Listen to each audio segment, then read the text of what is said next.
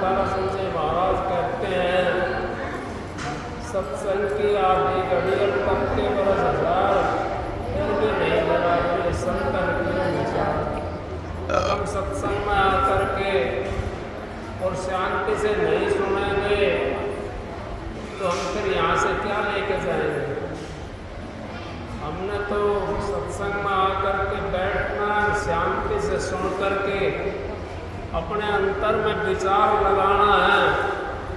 अगर हम सत्संग में जाते हैं तो किस लिए जाते हैं, हमारा क्या काम है सत्संग में जाने के लिए, हम क्यों आए हैं यहाँ पर।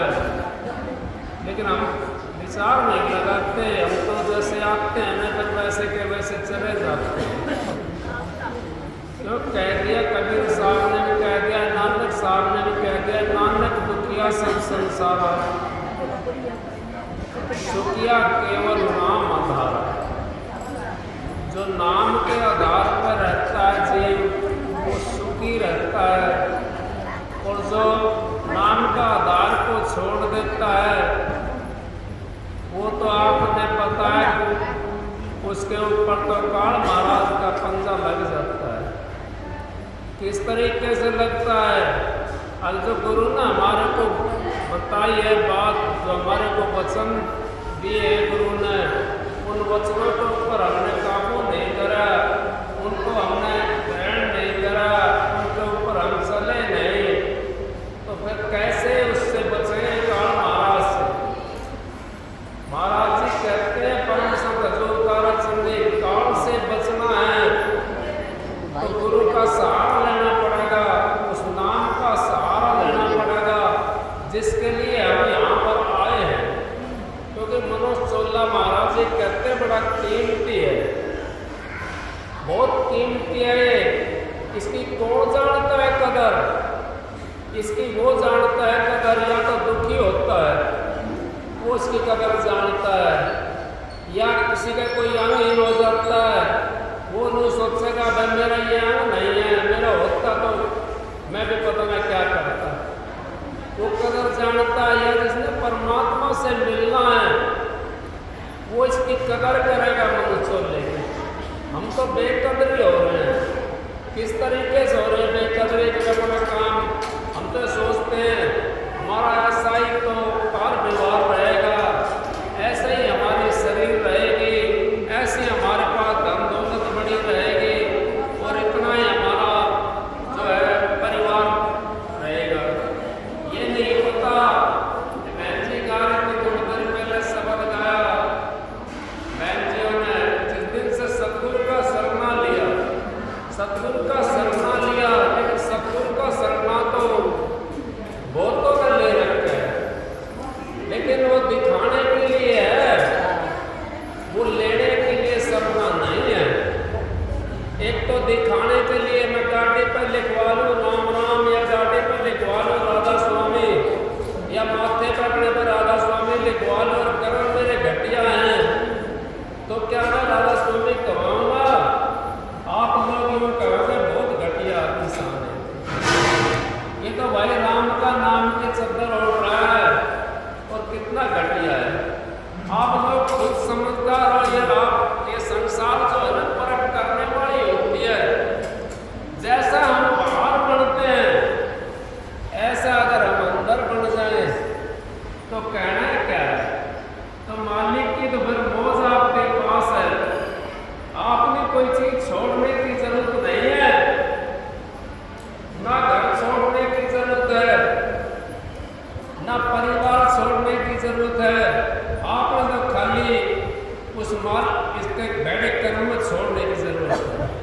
जब बैठे कर्म हम छोड़ देंगे, हम तो अमल नहीं करते, नाम लिया, नाम ला करके और वो ताक में रख दिया हमने, या अपने घर के दरवाजे के ऊपर लिखवा लिया राधा स्वामी या वाहेगुरु या और कुछ लिखवा लिया। अगर हमारे कर्म वैसे नहीं है तो लिखवाने से नहीं फिरोगे। महाराज जी कहते हैं कर्म करने से फिरते हैं। बहन जी कहती है अगर पेट पे रोटी बांध लो तो क्या भूख मिट जाएगी? नहीं मिट सकती।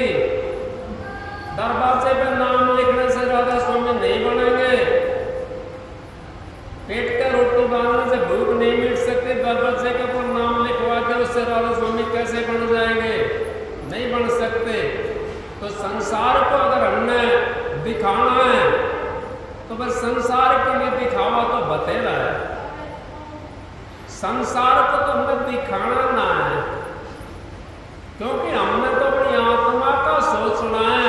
अगर हमारे को ये 184 जिया जून भुगतने के बाद में एक दफा मनुष्य का चोला मिला है और इसमें भी अगर हम 73 करते रहे, इसके अंदर भी अपनी बाण नहीं बदली हमने, तो कौन सा चोला मिलेगा? वो कौन सा समय मिलेगा हमारे को? वो समय भी नहीं मिलेगा और ये चोला भी नहीं मिलेगा। अब क्या हमने करना है? जो कुछ करना है ये अब करने बंदे, जो कुछ तेरे करना है। आगे नहीं है, आगे तो फिर आगे ही है, क्योंकि ये समय बीत जाएगा, मनुष्य चोला नहीं मिल पाएगा। मनुष्य चोला के लिए तो आपने पता है देवी देवता भी तरसते रहते हैं। वो अगर नहीं तरसते तो उनको मनुष्य चोला नहीं मिल जाता, लेकिन समय समय के ऊपर उनको मिलता है, सबको मौका मिलता है। विष्णु भगवान का राम का चोला नहीं लेकर के आए, कृष्ण भगवान का चोला नहीं धरा उन्होंने, धरा ना विष्णु ने देवी देवता को देव उन्होंने चोला धरा, उनको भी मौका मिला। वो भी ये सोचते हैं हमारे को मौका मिला, और आपको तो मौका मिला हुआ है। कितना अच्छा मौका मिल रहा है हमारे को, पंखे चल रहे हैं, एसी चल रहे हैं, कूलर चल रहे हैं, शांति घर के अंदर बनी हुई है। और भजन बंद की नहीं करे तो गलती परमात्मा की नहीं है, गलती तो हमारी खुद की है, क्योंकि परमात्मा को आपका साथ दे दिया, आपको मनुष्य चोला दे दिया, क्योंकि आपका नंबर था। से कर्म आपके कैसे भी थे पिछले, लेकिन नंबर था ना, वो मनुष्य का चोला उसने दे दिया हमारे को जब नंबर मिला तो उसने नंबर का हमारे को हमारा मौका दे दिया। अब कर्म हमारे कैसे थे? कोई तो कहता है अपने लालों की भी कोयले बनाकर चल देता है, लाल के कोयले, और कोई कोयलों का भी लाल बना लेता है। वो कैसे बनाता लाल? अगर हम बैठे कर्म करते हैं और हमारी किस्मत में लाल है, तो बैठे कर्मों से सारे कोयले बन जाएंगे।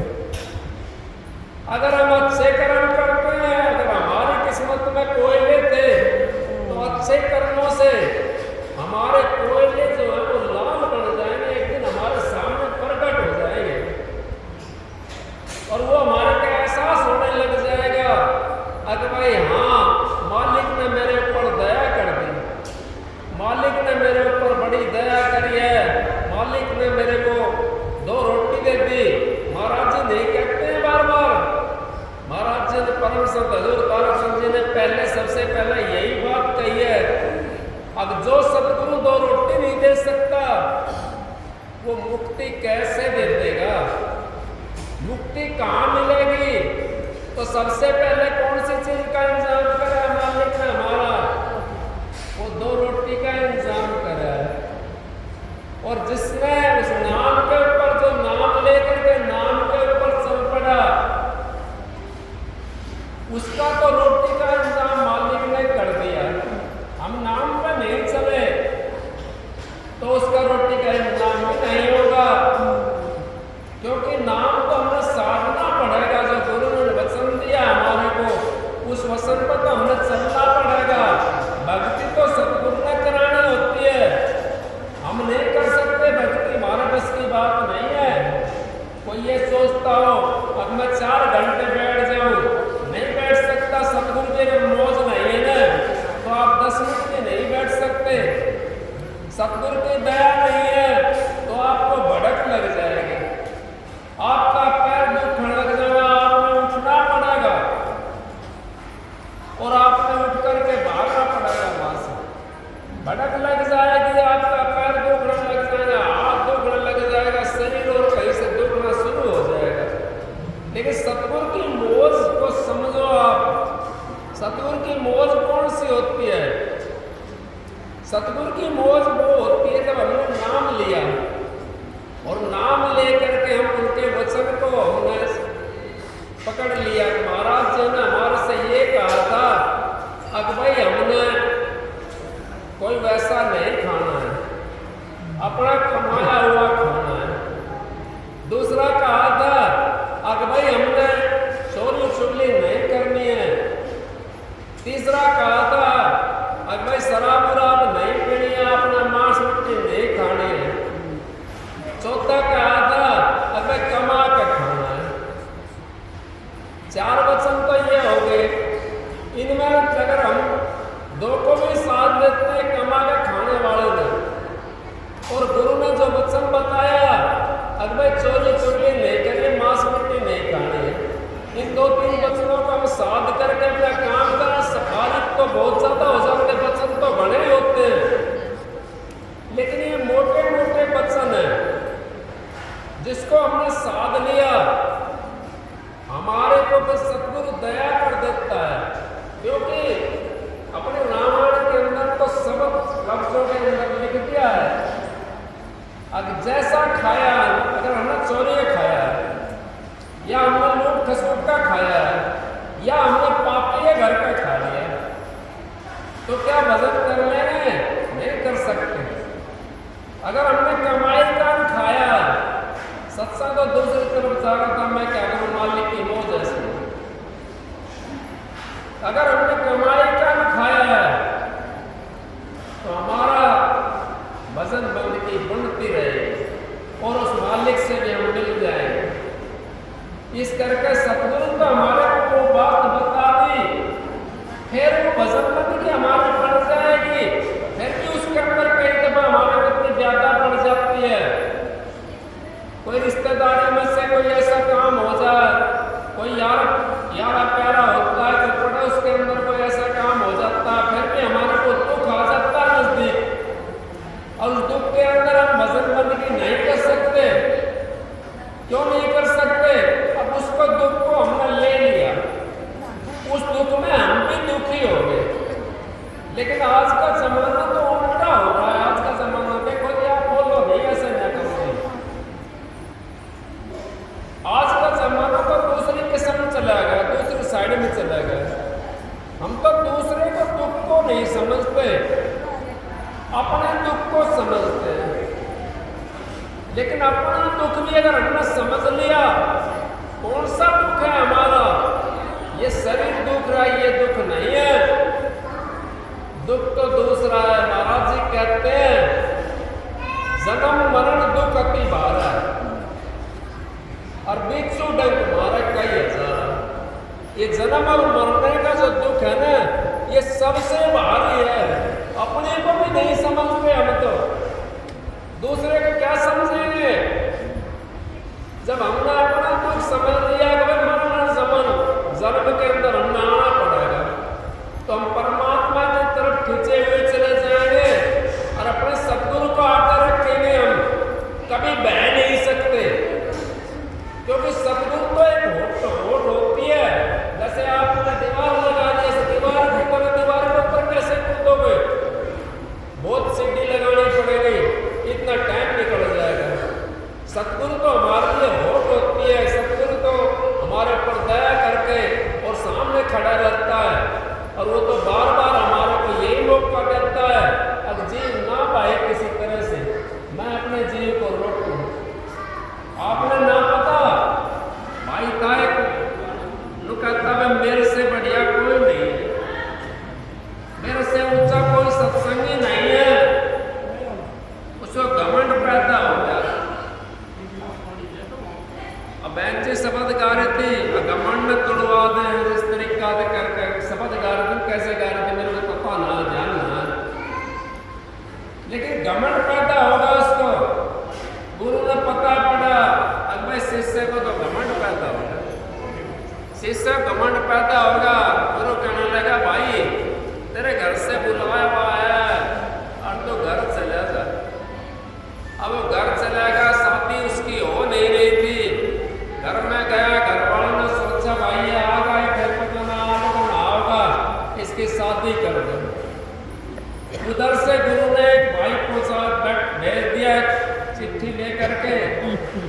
भाई उसको कह देना, अब भाई जब वो कोई काम पे बैठे ना तो उन्होंने उसको बता दिया था, अब वो इस तरह बैठेगा और उस टाइम उसको बता देना गुरु का हुक्म है भाई तुम्हें अभी जाकर के मिलना पड़ेगा, और ये चिट्ठी है गुरु की।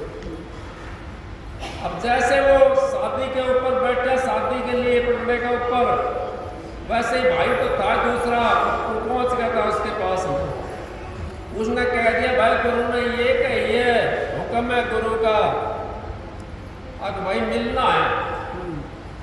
वो उठ करके चल दिया, उसको और थोड़ा घमंड हो गया, अब भाई तू तो गुरु का हुक्म मानता है, और घमंड हो गया।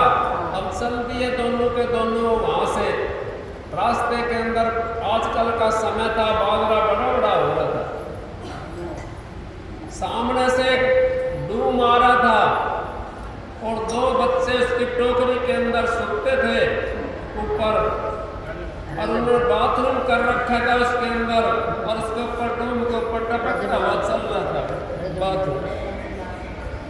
अब वो कहने लगा, अब उसको देख करके दया आ गई। तुम सत्संगी के अंदर दया होते थे, सत्संगी के अंदर दया नहीं है ना, मैं तो उसको राक्षस समझता हूँ। जिसके अंदर दया नहीं है और परमात्मा का नाम नहीं है जिसके अंदर, मैं तो उसको राक्षस ही समझता हूँ। कि राक्षस भी ऐसे होते हैं, उनके अंदर दया नहीं होती और परमात्मा का नाम भी उनके अंदर नहीं होता। उसको दया आ गई, कहने लगा भाई ये इतना बड़ा पेड़ है, यहाँ आराम से आप बोझ हो रहा है आपके सिर के ऊपर, आपको पसीना बहुत ज्यादा आ रहा है, और आप ऐसा करो ये पेड़ के नीचे आराम कर लो, मैं उतरवा टोकरे। वो डूम कहने लगा भाई मेरे को पसीना नहीं आ रहा।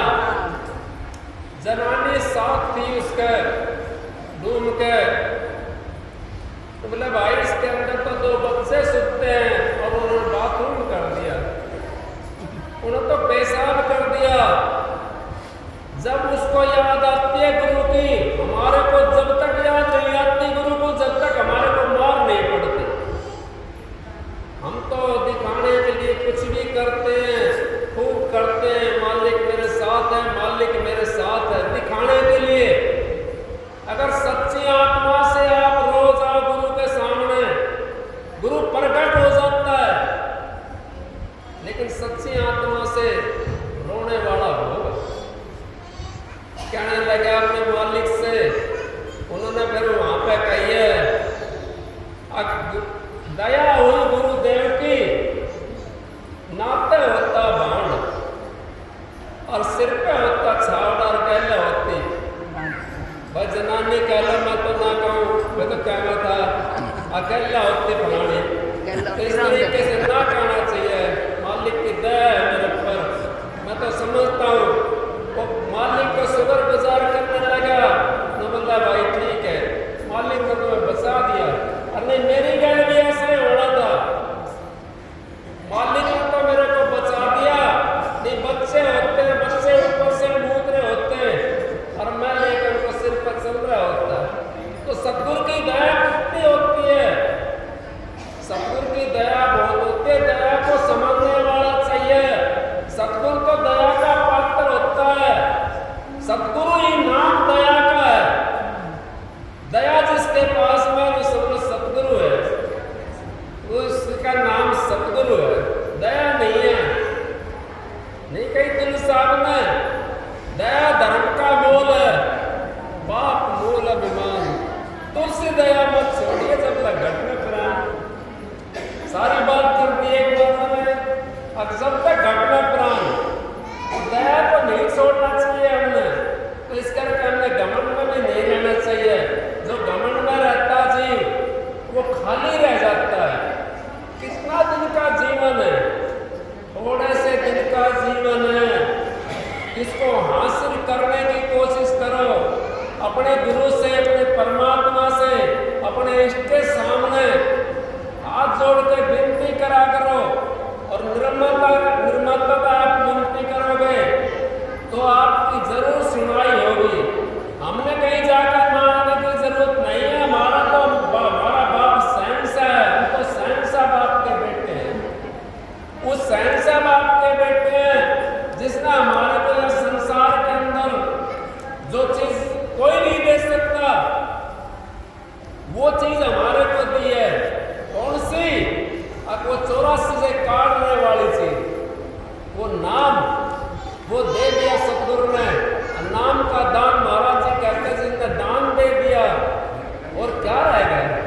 कुछ नहीं रहा।